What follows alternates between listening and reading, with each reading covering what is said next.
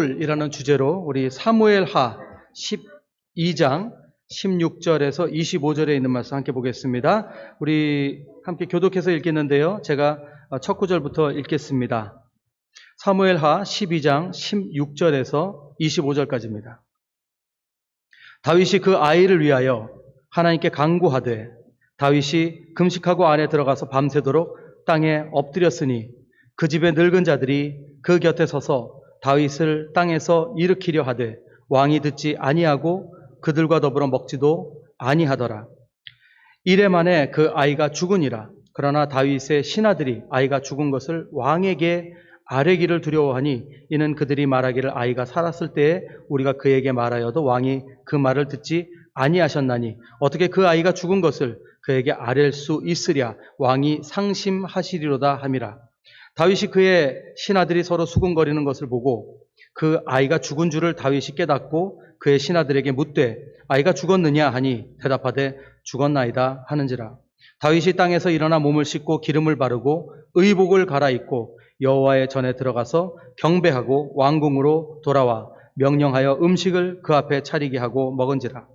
그의 신하들이 그에게 이르되 아이가 살았을 때에는 그를 위하여 금식하고 우시더니 죽은 후에는 일어나서 잡수시니 이 일이 어찌 됨이니까 하니 이르되 아이가 살았을 때에 내가 금식하고 운 것은 혹시 여호와께서 나를 불쌍히 여기사 아이를 살려주실지 누가 알까 생각함이거니와 지금은 죽었으니 내가 어찌 금식하랴. 내가 다시 돌아오게 할 수 있느냐. 나는 그에게로 가려니와 그는 내게로 돌아오지 아니하리라 하니라.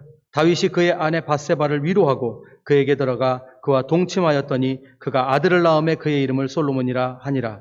여호와께서 그를 사랑하사 선지자 나단을 보내 그의 이름을 여디디아라 하시니 이는 여호와께서 사랑하셨기 때문이더라. 아멘. 자, 오늘 말씀은 다윗에게 일어난 일이죠. 다윗에게. 그래서 오늘 이 말씀을 통해서 조금 묵상하는 시간을 가지도록 하겠습니다. 순복을 통한 축복이라는 이제 말씀으로 우리가 나눌 텐데 오늘은 어떻게 보면 조금 주제가 무겁게 좀 시작할 수밖에 없을 것 같아요. 죽음이라는 내용을 좀 다뤄야 됩니다. 하지만 사실 그 내용의 그 중심에는 기도에 대한 내용을 오늘 좀 나눌 겁니다. 그러니까 여러분들 조금만 따분한 내용이더라도 좀 참으시고 함께 좀 집중해 주시면 감사하겠습니다. 요즘 특히 많은 분들이 경험하시고 계시기도 하겠지만 저에게도 이번 지난 한 달, 두 달 동안이 상당히 마음이 좀 힘든 기간들이었습니다. 왜냐하면 뭐 코로나로 또 갑작스럽게 다른 이유들로 제가 사랑하던 성도님들 네 분이 갑작스럽게 하나님의 부르심을 받으셨습니다. 제가 여기 예배대에게 좀 이름을 좀 호명하겠습니다. 이봉경 권사님, 조경환 집사님, 성백현 집사님, 그리고 이번에 하나님 부르심 받으신 하수아 성도님. 안타깝게는 장례식을 한 곳밖에 갈 수가 없었어요. 코로나 사태 때문에. 간절히 기도드렸고 또 장례 후에도 위로의 말씀도 전했지만 뭐 떠나신 분들을 생각할 때 저도 사람이다 보니까 너무 안타깝고 슬픈 마음을 감출 수가 없습니다. 결코 오늘 저희가 이렇게 죽음에 대한 뭐 그런 이유를 나누려고 하는 건 아닙니다. 오늘. 근데 저희들이 이런 일을 당할 때 또 우리가 이런 일들을 위해서 기도할 때 때로는 우리가 이렇게 실망하게 되죠. 저희들이 신앙인으로서 아무리 그 죽음에 대해 이제 희망과 소망을 가지고 있다, 영생에 대한 소망을 가지고 있다 할지라도 우리가 이미 우리 삶 속에서 우리가 관계를 통해서 이렇게 삶을 함께 나눈 분들이 갑작스럽게 떠나시는 일을 당하면 이걸 그 누구도 아마 가볍게 받아들일 수 있는 분은 없을 겁니다. 물론 그렇지만 우리가 품은 소망의 주권자와 또 그분을 우리가 확실하게만 안다면, 분명한 거기에 대한 믿음만 있다면 이 가운데서도 우리가 다시 삶의 소망과 감사를 누릴 수 있다는 것이죠. 오늘 나누려고 하는 것이 바로 이것입니다. 우리가 우리 본성으로는 주체할 수 없는 슬픔들이지만 우리가 온전한 믿음을 통해서 이것들을 어떻게 이해하고 받아들여야 되는가, 거기에 대해서 오늘 좀 여러분들과 나누려고 합니다. 우리 성도님들은 어려운 일을 당하면 기도하는 거죠. 당연한 거죠. 근데 또 이렇게 기도하는 게 어찌 보면 우리가 이렇게 학습이 돼 있어요. 뭐라고 생각하냐면 우리가 간절하게 기도하면 하나님의 마음을 움직일 수가 있다. 그래서 하나님이 이 일을 되돌리실 수 있을 것이다. 이런 믿음이 우리에게 있습니다. 근데 이게 아주 틀린 것은 아니에요. 근데 분명히 알아야 되는 게 있어요, 여러분. 어쩌면 오늘 여러분들 좀 받아들이시기 힘드신 내용이 있을 수도 있습니다. 근데 이해하세요. 이게, 절대로 제가 무슨 이단적인 가르침을 하는 게 아닙니다. 여러분, 이 말이 틀린 건 아닌데, 이런 믿음으로는요, 저희들이 기도에 대해 열심을 내지만은, 결국에는, 잘못된 신앙으로 갈 수 있다는 걸 이해해야 됩니다. 여러분들이 우리가 열심히 기도하고 하나님 앞에 나가야 되지만, 그것으로 우리가 하나님의 마음을 바꿀 수 있다? 이건 성경적인 것이 아니라는 건 우리가 분명히 알고 있어야 돼요. 이건 성경적인 것이 아니에요. 내가 간절히 열심으로 기도한다고 해서 하나님의 마음이 바뀐다고요? 이건 절대적 사실이 될 수 없습니다. 두 번째는 이런 오해를 우리가 가지고 있으면서 우리 신앙에 어려움이 올 수 있습니다. 그러니까 이런 믿음은 우리가 분명히 알고 넘어가야 돼요. 이걸 정리하고 넘어가야 됩니다. 다시 한번 말씀드리지만 우리가 받아들이기 힘들어도 이해되는 거, 신앙인들이 잊지 말아야 되는 것은 우리의 간절한 기도가 하나님의 마음을 움직인다, 신의 마음을 움직인다. 이거는 성경적이 아니고요. 이건 사실 세상이 가지고 있는 신에 대한 상식입니다. 이건 우리들의 성경적인 그게 논리가 아니에요. 성경에서 제시되고 있는 하나님의 본성, 속성은 뭐냐면요. 인간의 어떤 행위와 간절함에 의해서 마음이 움직이시는 분이 아니라는 겁니다. 그분은 공의로우시고 정의로우시고 한편으로 선하신 분입니다. 이 모든 것을 한꺼번에 이루신 분이십니다. 그래서 하나님은 모든 기도 응답의 주권을 가지고 계시고 그리고 그분이 모든 것에 결정권을 갖고 계신 분이라는 것을 분명하게 성경은 보여주고 있어요. 그리고 그걸 우리가 인정하고 거기서 우리 신앙생활을 시작해야 된다는 것이죠. 내가 어떤 어려움이 있다, 내가 어떤 소원이 있다, 그렇다고 해서 내가 간절히 기도해서 그것을 이룬다? 그건 아니에요. 그러면 여러분들이 이런 질문을 할 수 있죠. 아니 목사님, 그러면 성경에서 우리 지난주에도 모세 얘기했잖아요. 모세가 기도해서 우리 백성들이 막 다 죽게 됐는데 하나님 죽이신다고 그랬는데 막 용서해달라고 하니까 몇몇 백성은 살았잖아요. 또 지난주에 우리 나눴을 때 미리암과 아론이 하나님 앞에 막 모세를 대적하고 막 나오니까 하나님이 문둥병을 미리암에게 주셨잖아요. 근데 모세가 열심히 간절히 기도했으니까 미리암이 나왔잖아요. 그건 어떻게 되는 겁니까? 어떻게 해석해야 됩니까? 물어볼 수 있죠. 간단합니다. 그게 하나님의 계획이셨던 거예요. 하나님 미리암을 죽이시려고 했던 게 아니라는 거죠. 하나님은 미리암과 아론에게 깨달음을 주시기 원했던 거예요. 문둥병을 평생 주려고 하셨던 게 아니라 이미 그들에게서 문둥병을 치유해 주실 계획을 갖고 있으셨던 것이고 모세가 하나님의 마음에 합당하게 기도했던 것이라는 겁니다. 우리가 이걸 이해해야 된다는 것이죠. 너무 짠맞추기 아니에요? 제 얘기를 좀 들어보세요. 자, 이제 본문을 우리가 들어가려고 그러는데 제가 다시 한번 여러분 설명드립니다. 오늘 본문에서 우리가 두 가지에 대해서 절대 오해가 없어야 됩니다. 여기서 다윗은요, 그 아이가 죽는 지금 사건을 당하는데 오늘 말씀은 절대로 어떤 다윗이 지은 죄를 우리 삶에 빗대서 우리가 어떤 죽음을 당한다든지 어려움을 당한다는 게 이런 어떤 죄에 의해서이다. 그 얘기 하려는 거 절대 아닙니다. 오해하지 마세요. 혹시라도 들으시다가 아니 그럼 우리 집에 어려운 일이 이래서 그랬다 그 얘기 하는 거 아니에요. 절대 아니에요. 오늘은 기도에 대한 얘기입니다. 기도에 대한 얘기하는 것이고 죽음에 대한 얘기, 두 번째는 죽음에 대한 얘기하는 게 아니에요. 오늘은 전적으로 하나님의 속성에 대해서 얘기하려고 해요. 하나님의 본질, 하나님의 속성. 그분은 어떤 마음을 가지고 어떤 분이신가. 그리고 두 번째로는 혹시라도 여러분들 오늘 말씀에서 기도에 대한 본질을 찾아야 됩니다. 나는 어떤 신앙생활을 하면서 어떤 마음으로 기도하고 있는가. 그걸 분명히 알아야 된다는 거죠. 그러니까 절대로 죄에 대한 걸 얘기하는 거. 죄에 대한 얘기는 할 거예요. 하지만 그거는 다윗을 설명하기 위해서, 다윗의 입장을 설명하기 위해서 들어가니까 절대 오해하지 마시기를 부탁드립니다. 그럼 본문으로 들어갑니다. 오늘 내용 보면요, 다윗이 밧세바와 동침해서 낳은 아이가 죽는다는 이야기를 나단 선지자를 통해서 했습니다. 하나님으로부터 들은 거죠. 하나님으로부터 들은 거예요. 근데 오늘 얘기가 너무 길기 때문에 제가 오늘 16절에서 25절까지 읽었는데 사실 죄송하지만 성경을 펴실 좀 펴셔서 우리가 15절부터 조금 다시 올라갈게요. 15절부터 올라가니까 13절부터 좀 훑어보니까 여러분 성경을 펴놓으실 수 있으면 좋겠습니다. 그래서 먼저 15절을 한번 볼게요. 15절 보면 하나님께서 이 아이가 죽을 것이다라고 나단을 통해서 말씀하시는데 그 치시는 이유가 여기 분명히 써 있어요. 뭐라고 되어 있냐면은 죽는다고 분명히 되어 있어요. 14절에 기록이 되어 있죠. 당신의 낳은 아이가 정녕 죽으리라 이렇게 되어 있습니다. 근데 이것이 왜 죽게 되어 있냐면은 다윗이 범죄한 것 때문에 죽는다고 되어 있는 거예요. 자, 혹시라도 여러분들 밧세바 사건을 모르시는 분들이 계신다면 혹시라도 밧세바 사건 모르시면 제가 잠깐만 요약해 드릴게요. 어느 날 밤 다윗이 자기 성에 있다가 창을 통해서 한 여인을 보는데 그 여인이 목욕을 하고 있었습니다. 근데 그 여인이 누구냐면 다윗의 충신 중에 우리아라는 사람인데 그 사람이 아내였어요. 근데 다윗이 그 음욕을 품고 그걸 이기질 못하고 결국엔 이 여인을 범하죠. 범해서 결국엔 이 여인이 임신을 해버립니다. 근데 이 사실을 우리아가 알게 될까봐 다윗이 두려워서 우리아를 전쟁터에 보내서 맨 앞에 전쟁터에 나가서 일부러 죽게 만듭니다. 좀 무섭죠. 그러니까 살인을 조작한 거예요. 자기의 그 죄를 감추기 위해서. 그래서 이 아이가 태어난 것에 대해서 하나님께서 그 범죄를 나무라시며 나단을 통해서 말씀하신 거예요. 이 아이는 죽을 거다라고 말씀하신 게 바로 오늘 13절부터 그 얘기가 나오는 겁니다.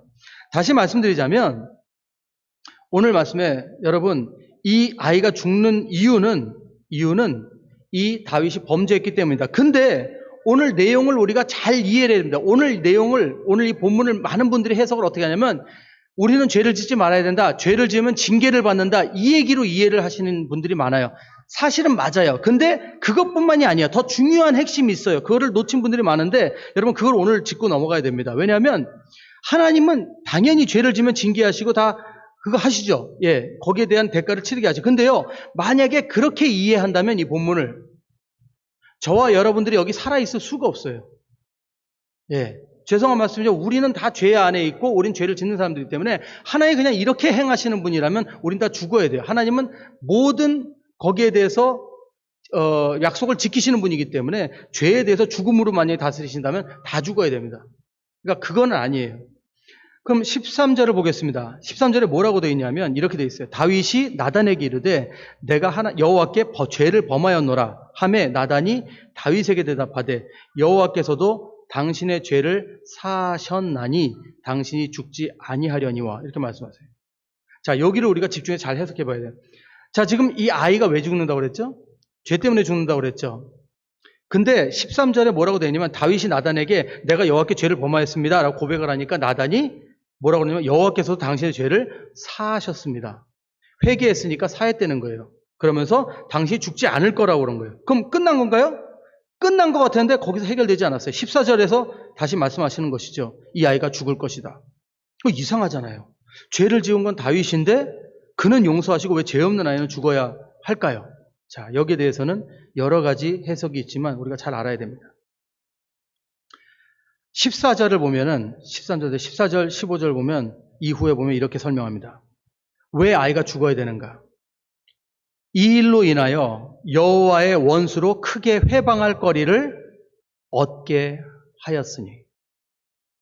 자, 이 부분이 굉장히 중요합니다, 여러분. 이 부분 굉장히 중요해요. 이 일로 인하여 여호와의 원수로 크게 회방할 거리를 얻게 하였으니. 이 일이 뭘까요? 이 아이가 태어난 일로 인하여 이 아이가 살아있음으로 인하여 여호와의 원수가 여호와를 회방할 거리를 만들어줬다는 거예요. 예. 자, 여러분 하나님은요 다윗의 범죄에 대해 용서를 베푸실 수 있는 분이에요. 베풀어 주셨어요. 하지만 이 용서를 인해서 여호와의 원수에게 여호와를 회방할 거리를 만들어줬다는 얘기를 하시는데 그럼 여호와의 원수가 먼저 누군지 생각해 볼까요? 여호와의 원수가 누굴까요? 사단이죠. 사단이죠. 근데 하나님의 원수는 멀리 있지 않죠. 예, 멀리 있지 않죠. 사단은요, 항상 진리를 이렇게 혼동하게 만드는 일을 합니다. 사실은 사단이 가장 활발하게 움직이는 것은 어쩌면 교회 아닌가 생각해요. 잘못된 종교 지도자들, 리더들 조심해야 됩니다. 근데 하나님께서 왜 다윗은 용서하시고 아이를 살려두면 안 된다고 말씀하셨을까요? 왜 하나님의 원수에게 회방할 거리를 준다고 말씀하실까요? 그건 간단합니다. 왜냐하면요. 만약 하나님께서 다윗이 회개함으로 그의 죄를 용서해 주시고 이걸로 사건을 종결해 버리면요. 어떤 논리가 성립이 되냐면요. 이렇게 됩니다. 아, 죄를 지어도 용서만 구하면 끝나는 거구나. 이렇게 됩니다. 근데요, 정말 지금도 이렇게 생각하시는 기독교인들이 너무 많으세요. 우리는 예수님의 은혜 가운데 있기 때문에 죄를 짓고 용서를 구하면 돼. 이렇게 생각합니다. 하나님은 자비로우시니까 우리가 죄를 지어도 회개하면 다 용서해줘요. 이것도 맞습니다, 여러분. 맞아요. 근데요, 이거 하나는 꼭 알아야 돼요. 그건 뭐냐면요. 죄에 따른 대가는 꼭 치러야 한다는 것. 이거 기억해야 됩니다. 다윗에게는 이 죄에 대한 대가가 뭐였을까요? 바로 죄를 통해서 잉태된 이 아이입니다. 이 아이의 생명이 이 죄의 대가를 치러야 되는 것이죠.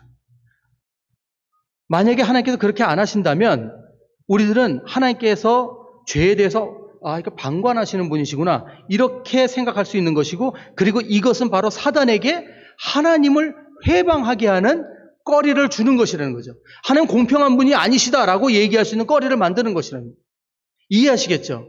그래서 하나님은 그 아이를 살려줄 수 없다는 거예요.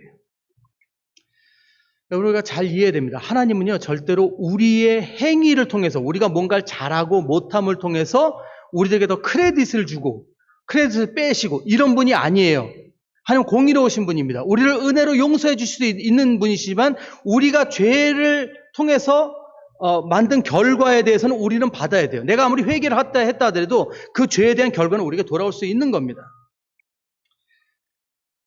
여러분, 우리가 잊어서는 안 되는 것은 하나님의 법은요, 지키기 위해서 하나님께서 우리에게 주신 것이지만 하나님도 그 법 안에 속해 계시다는 것을 우리가 잊어서는 안 됩니다. 여러분, 잊지 말아야 되는 것은 예수님이 이 법을 지키시기 위해 십자가에 못 박혀 죽으셨다는 거예요. 여러분, 제가 재밌는 질문 하나 할게요. 여러분, 하나님께서 예수님을 십자가에 피 흘려 돌아가게 하시지 않고도 우리의 죄를 사하실 수 있는 능력이 있으실까요? 없으실까요? 있으시죠? 믿으십니까? 하나님이 모든 걸 창조하셨는데 우리의 죄를 용서할 수 있는 능력이 없으시겠어요? 있으세요. 근데 하나님이 뭘 만드셨어요? 율법을 만드셨어요. 죄가 잉태하면 죽음이다. 예. 죄는 죽음을 낳는다. 죄의 결과는 죽음이다. 죄를 위해서 죽어야 된다. 그래서 제사를 드리게 함에도 꼭 양이나 동물들을 죽게 하신 거예요. 우리들의 죄를 사해 주시기 위해서, 그 하나님이 말씀하신 것을 지키시기 위해서, 여러분 보세요. 얼마나 하나님이 놀라우신 분인가. 그 사랑을 우리에게 증명하시기 위해서 독생자 예수를 우리에게 보내주시고 그 아들을 통해서 그 율법을 지키신 거예요. 그 피를 통해서, 그 보혈을 통해서 우리의 죄를 씻어주신 거예요. 그 피값으로 예수 그리스도를 그 십자가에 올려드신 거예요. 하지만 예수님은 하나님이시기에 죽음을 뛰어넘은 것이 아니라 죽음을 당하시고 다시 부활하신 겁니다. 그래서 위대하신 겁니다. 우리가 그걸 이해해야 돼요. 근데 하나님이 이 진리를, 이 율법을 지키시기 위해서 자기 독생자까지 주셨는데 다윗을 용서해 주시고 그 죄의 대가로 이 아이를 걷어가시지 않는다면 이것은 모순이죠. 이것은 사단에게 하나님을 공격할 수 있는 꺼리를 만들어주는 것밖에 안 된다는 것입니다. 여러분, 이것이 얼마나 중요한 것인지 우리 생각해 봐야 돼요. 우리는요, 기도할 때 내가 죄인이라는 걸 잘 생각 못 해요. 내가 하나님 앞에 뭔가를 요구할 만한 그런 가치를 가지고 있는 사람이 아니에요. 우리는 은혜를 입은 사람이고요. 그 은혜로 지금 기도할 수 있는 권리를 얻은 사람들이에요. 근데 우리는요, 지금도 아직도 이 기도를 뭘로 생각하고 있냐면 어떤 것을 요구하고 부탁하는 것으로 생각할 때가 많다는 것입니다. 그래서 우리는 잘 기억해야 됩니다. 우리는 기도하기 전에 이걸 기억해야 돼요. 우리는 예수 그리스도의 은혜 안에 있고, 그리고 모든 기도의 응답은 하나님의 뜻 가운데 있다는 것을 우리는 받아들일 준비를 해야 된다는 것입니다. 근데 그것을 바탕을 하는 다윗의 행위가 오늘 말씀에 있어요. 그게 어디냐면, 자, 16절부터 이제 오늘 본문부터 우리가 좀 들어갑니다. 16절에 보면은, 여러분 다윗이요, 그 아이가 죽는다는 얘기를 들었잖아요. 분명히 14절에. 그런데도 다윗이 너무너무나도 그 마음이 아프니까 그 아이를 위하여 하나님께 간구했다고 되어 있어요. 다윗이 금식하고 안에 들어가서 밤새도록 땅에 엎드려 기도했다고 그래요. 밤새도록 땅에 엎드려서. 여러분, 근데 얼마나 열심히 다윗이 기도했는지 그 집의 늙은 자들이 다윗을 이제 말리려고 좀 일으켜서 뭐 밥도 좀 먹이고 좀 이래야 되는데 그걸 하질 못했대요. 왜냐하면 너무 열심히 밤새도록 기도를 하니까. 다윗이 어떻게 기도했겠어요? 울부짖으면서 기도했겠죠. 그 소리가 들리는 거예요. 그러니까 그 늙은 자들이 그 다윗이 열심히 기도하고 안타까운 마음으로 기도하는데 그거를 말릴 수가 없었던 거죠. 그 정도로 열심히 기도했다는 거예요, 여러분. 아마 저도 이렇게 기도해 본 적이 없었던 것 같아요. 근데 이 아이가 그 7일이 딱 지나고 나니까 아이가 죽은 거예요. 그러니까 이 사람들이 이 소식을 어떻게 전하나 막 안타까워하고 있는데 그 수근수근하는 소식을 듣고는 다윗이 알아채고는 이제 아이가 죽었느냐? 그러니까 죽었습니다라고 하니까 이 다윗이 갑자기 딱 행동을 바꾸는 거죠. 그러면서 20절을 보면 이렇게 되어 있죠. 다윗이 땅에서 일어나 몸을 씻고 기름을 바르고 의복을 갈아입고 여호와의 전에 들어가서 경배하고 그리고 궁으로 돌아와서 명하여 음식을 그 앞에 베풀게 하고 먹은지라.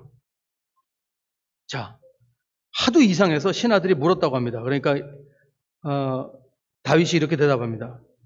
아이가 살았을 때 내가 금식하고 온 것은 혹시 여호와께서 나를 불쌍히 여기사 아이를 살려주실는지 누가 알까 생각함이거니와 시방은 죽었으니 어찌 금식하랴. 내가 다시 돌아오게 할 수 있느냐? 나는 저에게로 가려니와 저는 내게로 돌아오지 아니하리라. 이렇게 합니다. 자, 이 부분을 우리 한번 잘 생각해 볼게요. 여러분, 아까 처음에 제가 말씀드린 대로 우리가 간절한 일이 있으면 기도한다고 그랬죠. 우리 신앙인들 간절히 기도하는데 우리는 많은 부분에 우리가 열심히 기도하면 하나님의 마음을 움직일 수 있다고 하는 작은 희망을 가지고 있습니다. 근데 여러분, 만약 하나님께서 다윗의 기도를 들으시고 마음을 바꾸셔서 아이를 살려주셨다면 어떤 현상이 일어나죠? 아까도 말씀드린 것처럼 이렇게 기도하면 하나님의 모든 것을 바꾸는구나. 이렇게 우리가 기도로서 모든 걸 이룰 수 있다고 이렇게 믿게 되죠. 여러분, 다윗이 아이가 죽은 뒤 음식을 먹은 것은요, 다윗에게 어떤 깨달음이 있었기 때문입니다. 여러분, 우리가 분명히 하나 알아야 되는 게 있어요. 굉장히 중요한데, 여러분, 우리가 하나님 앞에 나가서 기도하는 이유가 있어요. 우리는 이런 기대를 가지고 나가요. 우리는 내가 하나님 앞에 나가서 하나님의 마음을 바꿔봐야지, 하나님을 설득해봐야지, 이런 마음으로 나가는데, 사실 우리가 기도해야 되는 목적은 뭔지 아십니까?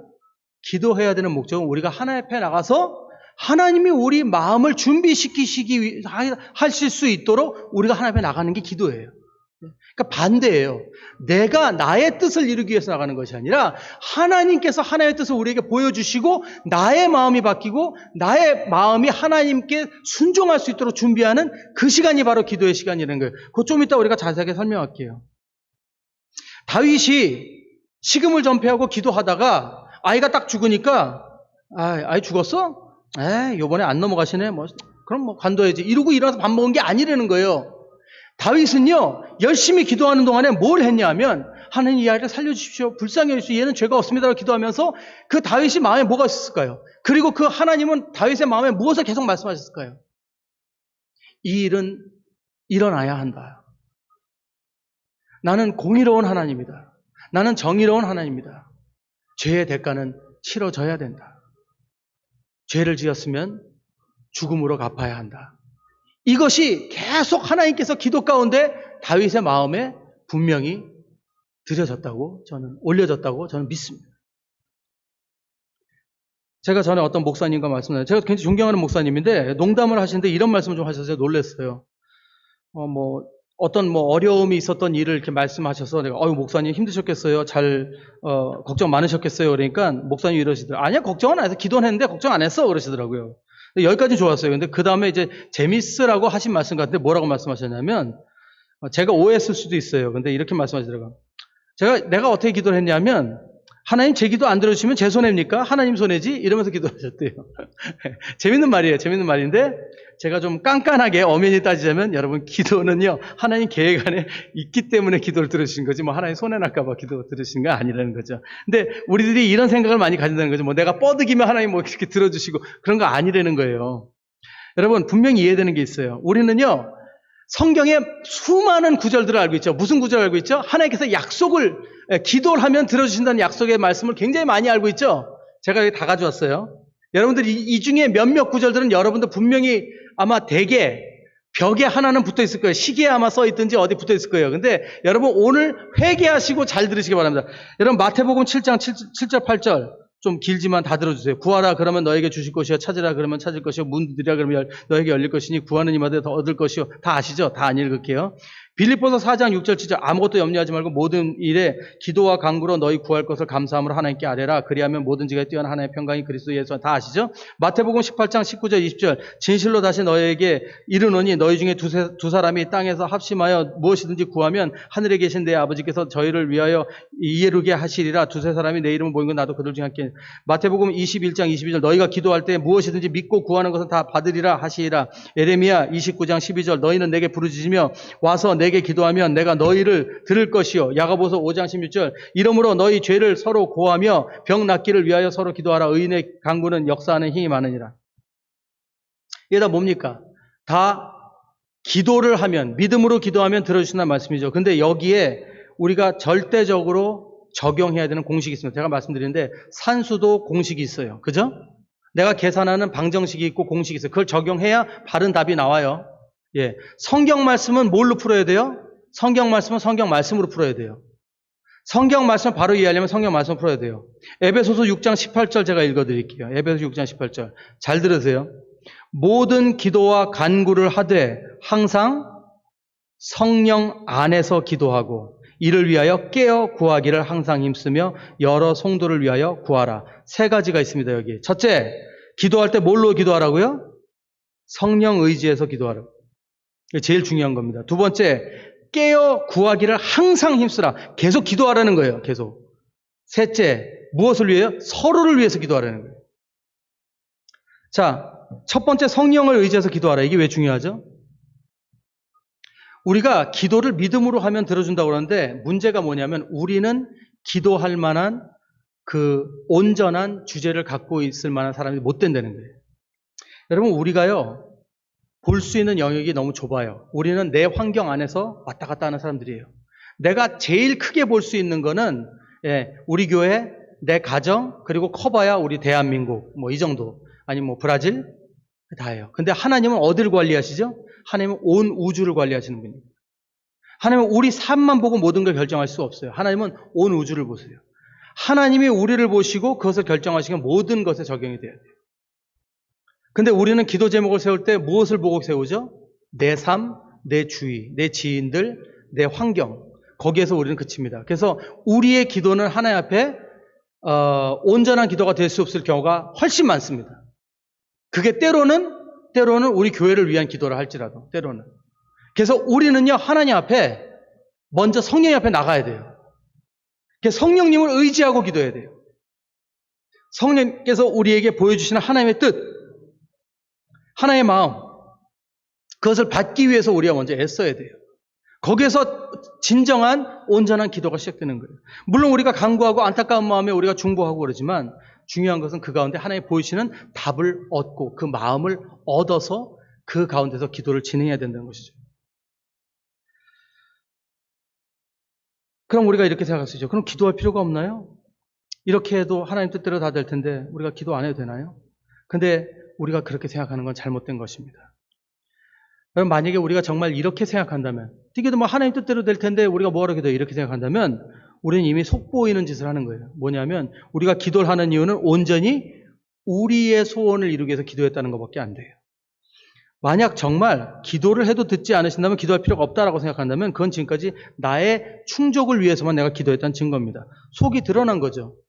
똑같습니다. 이거하고 예를 들자면 부모님께 효도를 하는데 그 목적이 우리 부모님의 재산 상속 때문이었어. 그것이 효도일까요? 아니죠. 뭐 가진 것도 없는 양반인데 뭘 자꾸 찾아가. 그냥 가끔 연락 오면 전화나 그냥 받으면 되지. 그건 효도가 아니죠. 아무리 잘해도 그건 효도가 아니에요. 여러분 분명히 짚고 넘어가야 되는 것이 있습니다. 기도는요. 다시 한번 말씀드리지만 나를 위해서 하는 것이 아닙니다. 내가 하나님의 마음에 내가 순종하고 순복하기 위해 내가 나아가는 시간이 기도하는 시간이에요. 그래서 오늘 말씀에 이렇게 말씀하셨어요. 모든 기도와 간구를 하되 항상 성령 안에서 기도하고 이를 위하여 깨어 구하기를 항상 힘쓰라. 예. 항상 주님 앞에 나가라는 거예요. 왜? 하나님의 뜻을 받아들인다는 건 쉬운 일이 아니라는 거예요. 때로는 하나님이 우리에게 해주시는 결정이 그게 우리가 받아들일 수 있는 그런 상식 벗어나서 우리에게 주시는 응답들이 많을 수 있다는 겁니다. 그것을 믿음으로 받기 위해서는 기도해야 된다는 것이죠. 그리고 그 안에서 우리는 여러 성도들을 위해서 함께 기도해야 된다는 거예요. 왜요? 예, 이 어려운 가운데서도 혹시 내가 원하는 뜻이 이루어지지 않는다 하더라도 하나님의 뜻에 순복하도록 우리는 서로 기도해야 된다는 거예요. 이것이 오늘 말씀입니다. 성령님을 의지해서 나가는 것이죠.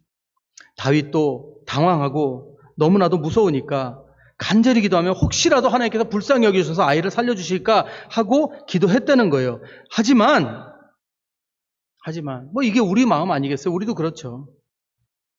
하지만 우리가 이렇게 기도하다가 저도 이번 주에 그런 경험을 했지만 하나님께서 이 기도를 외면하시는 그런 경험을 딱 했을 때 어떤 마음이 듭니까?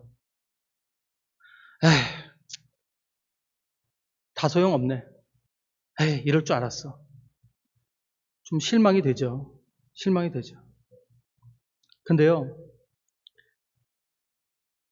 다윗이 어떻게 반응을 했습니까? 이런 일이 딱 일어나자 그 자리에서 일어났다는 것이죠. 그리고 자기가 해야 될 일을 했다는 것이죠. 지난 몇 주간 우리 하수아 형제님 한 번도 얼굴 보지 못했지만 한 4주 동안 기도하다 보니까 너무 마음에 사모하는 그 마음이 생겼어요. 아침, 점심, 저녁으로 기도하면서. 그리고 한동안은 희망을 가지고 계속 기도를 하는데 기도하는 동안에 자꾸 이렇게 상황이 나빠지는 그런 소식을 계속 받았습니다. 그러면서 또 계속 기도를 했어요. 하나님 도와주십시오. 형제를 불쌍히 여기시고 자비를 베푸십시오. 그렇게 했어요. 근데 하나님께서 자꾸 마음에 나는 공의롭다. 나는 정의롭다. 하나님이 이 모든 일을 통해서 선을 이루실 거다라는 그런 마음을 저한테 계속 같이 주시더라고요. 결국에는 이 사건을 접하고 나서 많이 눈물을 흘렸지만 이 사건이 다 끝나고 그리고 그 동안에 제가 기도를 하고 났더니 정말 하나님이 하신 일들에 대해서 설명을 못하겠는데 이해가 가고 순복이 되더라고요. 그리고는 제 마음에 위로가 되더라고요. 하나님이 이것이 가장 선한 길이었기 때문에 행하신 일이구나. 그게 받아들여지더라고요. 그런 일을 4차례 경험했는데 정말 아주 오묘한 경험이 아니었나 생각합니다. 여러분 말씀 맺겠습니다. 여러분 우리가 기억해야 되는 것이 있어요. 저희들은 하나님의 은혜로 구원받은 자들입니다. 그 구원을 주시기 위해서 하나님은 예수님을 죽음까지 이루도록 허락하셨습니다. 이게 하나님의 공의로우심이고 정의로우심입니다. 죄의 대가는 죽음이기에 그 온 우주의 통치자이심이지만 그럼에도 불구하고 독생자의 죽음으로 우리들을 구원하신 것이죠. 그리고 우리가 지금 그 부활에 그 예수 그리스도의 부활을 누리고 있는 것입니다. 우리가 이걸 기억하고 있는지 한번 묵상해 봐야 됩니다. 다윗이 일어나서 하나님 앞에 나갈 수 있었던 것, 예배드릴 수 있었던 것은요, 이 모든 것을 하나님을 인정하는 그의 자세입니다. 하나님이 이렇게 결정하셨구나. 거기에 대해서는 내가 더 이상 내가 슬퍼할 필요가 없구나. 우리들은 어떡합니까? 기도가 응답이 안 됐을 때 슬퍼하고 좌절하고, 그리고 우린 때로요 교회를 떠날 때도 있어요. 내 기도가 안 들어졌어요. 실망해서. 그럼 목사님한테 연락해요. 목사님 저 좀 쉴게요. 너무 힘들어요. 예, 저 지금 너무 힘드니까 뭐 봉사하는 거 지금 중단하겠습니다. 이럴 때도 있죠. 근데 다윗은 어떻게 했어요? 기도가 딱 안 들어지고 자기 아들이 딱 죽자 그 자리에서 일어나서 다시 향유를 바르고 단장하고 하나님께 경배드리고 음식을 먹었다는 거예요. 왜요? 이제는 해야 될 게 뭐죠? 이제는 하나님이 내게 주신 일을 행해야 될 때가 된 거예요. 이게 신앙인의 순복하는 자세라는 거예요. 하나님이 어떤 응답을 주시든 어떤 일을 행하시든 거기에 내가 인정하고 하나님의 주권을 인정하고 거기에 대해서 받아들이는 것이죠. 그래서 어떤 일이 일어났나요? 다윗은 이 사건 뒤에 하나님의 축복을 받습니다. 24절 25절에 다윗이 그의 아내 바세바를 위로하고 그에게 들어가 그와 동침하였더니 그가 아들을 낳음에 그의 이름을 솔로몬이라 하니라. 여호와께서 그를 사랑하사 선지자 나단을 보내 그의 이름을 여디디아라 하시니 이는 여호와께서 사랑하셨기 때문이라. 여러분 여기서 혹시 우리아를 생각하면서 불공평하다 이렇게 생각하실 필요 없어요. 하나님은 공의로우신 분이십니다. 우리아 걱정하지 마세요. 하나님께서 그를 평안히 쉬게 해주실 것입니다. 중요한 것은 하나님께서는 여전히 다윗을 사랑하시고 여전히 우리들을 사랑하신다는 것입니다. 그리고 그 안에서 하나님의 선을 이루신다는 것을 우리가 믿어야 된다는 것이죠. 때로는 우리가 조급하고 힘든 일이 있어서 하나님 앞에 간절하게 매달릴 때가 있어요. 하지만 그 안에는 우리가 쓸데없는 기대를 해서는 안 됩니다. 하나님이 내가 이렇게 간절하게 기도하니까 마음을 바꿔주시지. 그보다 우리가 해야 되는 것은 주님이 계획하신 일을 이루시옵소서. 아버지, 내가 주님께 온전히 내려놓사오니 주여 주님의 뜻을 이루시옵소서. 아버지, 주님의 모든 결정에 순복하고 아버지 주님의 결정을 신뢰하고 나가겠습니다. 그런 마음을 달라고 성령님께 의지하고 나가야 되는 것입니다. 무조건 믿음으로 기도하면 주신다고 했잖아요. 이렇게 땡깡 부리면 안 됩니다. 성령님의 음성을 들으시고 성령님의 그 음성대로 하나님 앞에 나가 울부짖으며 기도하되 우리 형제들을 위해서 간구하고 중보하되 열심을 다해서 늘 언제나 하나님 앞에 나가서 그 하나님의 마음을 알기 위해서 열심으로 기도하되 우리가 하나님의 어떤 응답을 주실 때 우리가 거기에 대해 순복하고 순종할 때 하나님의 축복이 계속 우리에게 임한다는 것 여러분들 믿으시고 다윗을 사랑했던 그 하나님의 사랑이 우리에게도 지금 계속된다는 것을 믿으시고 힘내시고 좌절하지 마시고 여러분들 이 위로를 받으시고 이번 한 주도 여러분 힘차게 하나님 앞에 예배 드리시는 삶을 사시는 저와 여러분 되실 줄 믿습니다. 함께 기도 드리시는 시간 가지겠습니다. 함께 통성으로 잠깐 기도할 텐데요. 제가 기도 인도하겠습니다. 기도 드리겠습니다. 사주님 감사합니다. 아버지, 저희는 참 연약합니다. 우리는 감정이 연약하고요. 심령이 연약하고요. 저희는 육신이 연약하고요. 그리고 우리는 우리 주위밖에 볼 수 없는 그런 좁은 시야를 가지고 있습니다. 그래서 하나님이 보시는 영역을 다 보질 못합니다. 우리는 성령님이 필요합니다. 성령님 없이 기도할 때 우리는 기도하면서도 죄를 짓습니다. 지금 우리들을 다시 한번 일깨워 주시옵소서. 하나의 마음을 바꿀 수 있다는 어리석은 생각들을 내려놓게 하시고 기도의 능력이 나에게 있는 것이 아니라 하나님께 있다는 것을 알게 하시고 하나님을 바꾸는 것이 아니라 내가 바뀌어야 된다는 것을 알게 하여 주시옵소서. 그래요, 우리를 하여금 날마다 순복의 자리로 나가게 하여 주시옵소서. 주님, 우리에게 일어나는 슬픈 일들, 어려운 일들, 하나님이 때로는 마음 아프시면서도 눈물 흘리시면서도 우리에게 허락하셔야 되는 그 일들, 하나의 마음은 얼마나 아프실지, 우리를 사랑하시는 가운데 그 일을 허락하실 때 얼마나 괴로우실지 우리도 성령님을 통해 그 마음을 받기를 원합니다. 그리고 하나님과 함께 마음을 공감하고 같이 눈물 흘리기를 원합니다. 우리의 기도가 멈추지 않게 하여 주시옵소서. 사랑하는 형제들이 이런 하나님의 마음을 깊이 깨닫고 하나님의 나라가 이 땅에 임하기 위해 빛과 소금의 역할을 우리가 마지막까지 잘 이해하기 위해 나의 뜻을 내려놓고 하나님의 행하시는 일들에 순복하며 그 안에서 축복을 누리는 우리 모두가 되게 하여 주시옵소서. 때로는 경제적인 어려움이, 때로는 병과 연약함들이, 때로는 유혹들이, 때로는 죽음이 우리 앞에 있다 할지라도 그것으로 우리 신앙이 아버지 연약해지지 않게 저희들을 지켜주시고 말씀 안에서 지혜를 구하게 하시고 성령님 앞에 무릎 꿇고 그분 의지하여 하나님 앞에 나가는 우리 모두가 되게 하여 주시옵소서. 아버지, 오늘 말씀을 붙들고 한 주를 살기 원합니다. 아직도 또 힘든 한 주가 남아있사오니 주여 자비를 베풀어 주시옵소서. 어려운 가운데 있는 우리 성도님들을 기억하여 주시고 아버지, 그들에게 용기와 믿음을 허락하여 주시옵소서. 아버지, 감사드리며 모든 말씀 주 예수 귀하신 이름으로 기도드립니다. 아멘. 예, 함께 우리 마지막으로 우리 복음성가 창조의 아버지 함께 찬양 드리시고 모든 예배를 마치겠습니다.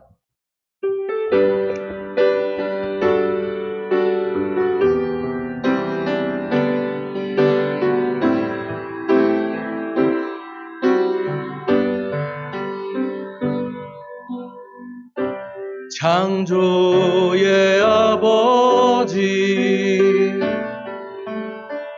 그 섭리 보이사 택하신 세대 일으키어 이 땅을 고치소서. 주의 크신 능력 만물이 사모하니 성령의 기름 부어주사 이 시간 임하소서.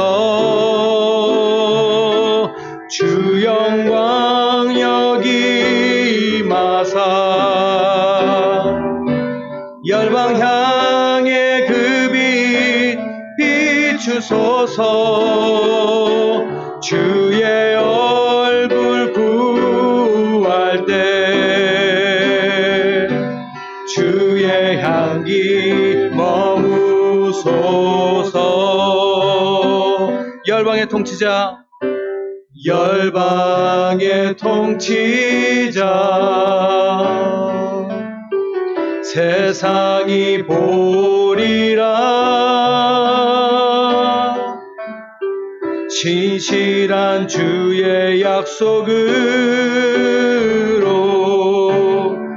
교회는 승리하리. 우릴 돌아보사 강건케 하소서. 연약함 모두 벗어지고 승리케 하옵소서. 주 영광 여기 임하사 열방 향해 그 빛 비추소서. 주의 얼굴 구할 때 주의 향기 머무소서.